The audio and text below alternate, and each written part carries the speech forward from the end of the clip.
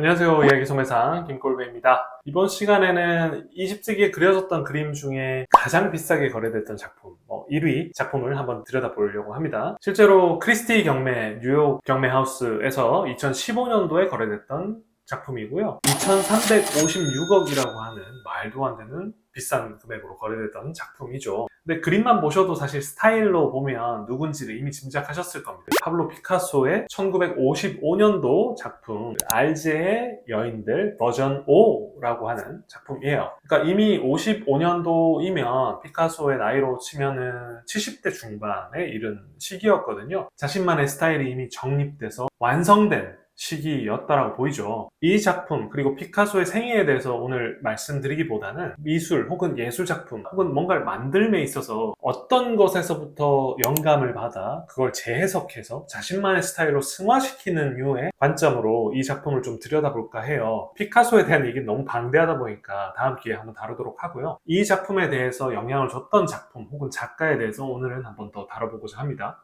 들어가기 앞서서 제가 버전 5라고 말씀을 드렸잖아요. 그러니까 이 알제의 여인들은 버전이 굉장히 많이 존재합니다. 버전만 해도 지금 몇 개인가요? 15개 버전이죠. 그 중에 버전 5는 가장 우측 하단에 있는 작품이죠. 다양한 버전들이 있어요. 그리고 나름의 다 인기가 많죠. 근데 버전 5가 가장 인기가 많고 가장 비싸게 거래됐다고 하더라고요. 그래서 피카소의 작품을 알제의 여인들을 한번 찾아보시면서 이 15가지 작품을 한번 좀 다 살펴보시는 것도 나름 의미 있고 재밌는 일이라고 저는 생각이 돼요. 저는 개인적으로 이게 비싸게 팔려서 그런지 모르겠는데 버전 5가 가장 마음에 들었었어요. 여러분은 어떠실지 궁금하네요. 알제의 여인들의 직접적 영향을 줬던 작품 그리고 그 작품의 작가 유진 들라크루아라고 하는 작가입니다. 1798년부터 1863년까지 살다 간 분이시고요. 프랑스 낭만주의 미술의 대표 인물이라고 할 수 있고 저는 굉장히 흥미로웠던 건 이분이 정말 다작의 아이콘이라는 점이었어요. 그러니까 한평생 살면서 6,000점의 작품을 거의 하루에 몇 개씩 그린 겁니까? 6천여의 작품을 만들었다라고 하는 거. 근데 이 6,000점을 만들 수밖에 없었던, 자신을 혹사시킬 수밖에 없었던 인생을 살았던 것 같아요. 설명을 좀 드려볼게요.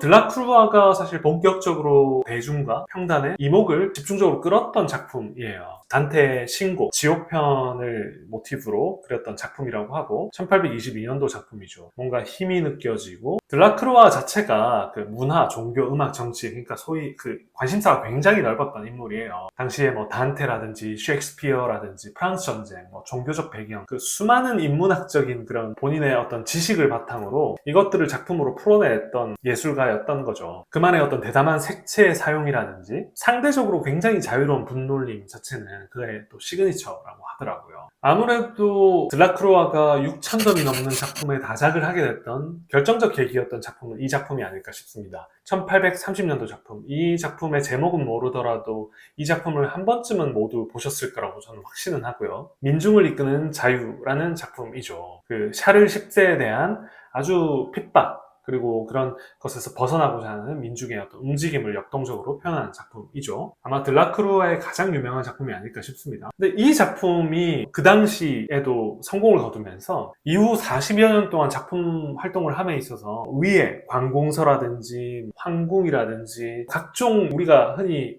윗선이라고 불리는 곳에서 의뢰가 쏟아지는 거예요. 뭔가 작품 자체가 거룩하고 국가 혹은 큰 가치를 좀 지향할 법한 것들이 위정자들의 눈에는 굉장히 좋게 평가됐던 것 같아요. 그러다 보니까 작품 의뢰가 쏟아지는 거죠. 그 이후에 한 10년 동안은 진짜 바짝 작품 활동을 했다고 해요. 팔레드 룩셈부르크의 도서관, 생드니 뒤상 사크레만 교회 등등, 그러니까 뭐 교회, 박물관, 도서관 등등 각종 뭐 관공서 같은 곳에서 의뢰가 쏟아졌던 거죠. 그래서 실제로 프랑스 전역의 공공 건물을 가보시면 들라크루아의 작품들을 심심치 않게 발견하실 수 있을 겁니다. 이후에 들라크루아의 건강이 급격하게 악화됐던 거는 이런 류의 다작이 직접적인 영향 아니었을까요? 그죠?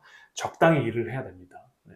들라크루아의 작품은 후배 예술가들에게도 굉장히 큰 귀감과 영감을 전달했다라고 하는데요. 반 고흐라든지 앙리 마티스 그리고 피카소 같은 예술가들도 들라크루아의 작품에서 심심찮게 영감을 받았다고 표현도 하고, 실제로 들라크루아의 작품을 모티브로 해서 그걸 재해석한 작품들을 많이들 선보입니다. 그 중에 대표적인 게 지금 보시는 1834년 알제의 아파트먼트의 여인들이라고 하는 이 작품에서 앞서 보셨던 역대 거래액 1위 작품이었던 알제의 여인들, 피카소도 탄생하게 되는 거죠. 이 작품 자체는 1832년에 프랑스 정부가 이끄는 그 호송대 일원으로 그 모로코를 여행했을 당시에 들라크루아가 무슬림 하렘을 방문하고 돌아와서 그렸던 그림이라고 해요. 어떤 이유로 어떤 점이 천재 예술가들에게 그토록 영감을 줬는지는 사실 일반인 저로서는 잘은 모르겠습니다. 다만 이 그림이 주는 구도라든지 오묘한 느낌, 그리고 전문가들은 이걸 나의 스타일로 풀어야 되겠다라고 하는 일종의 기법들이 좀 보였나 봐요. 그래서 두 그림을 좀 비교해 보시면 어떠세요? 저는 이게 되게 흥미로운 게, 천재들은 그걸 모티브로 한다고 하더라도 정말 이걸 직접적으로 비교하기엔 좀 무리가 있을 정도로 새롭게 재탄생시키구나를 좀 느꼈던 것 같아요. 그래서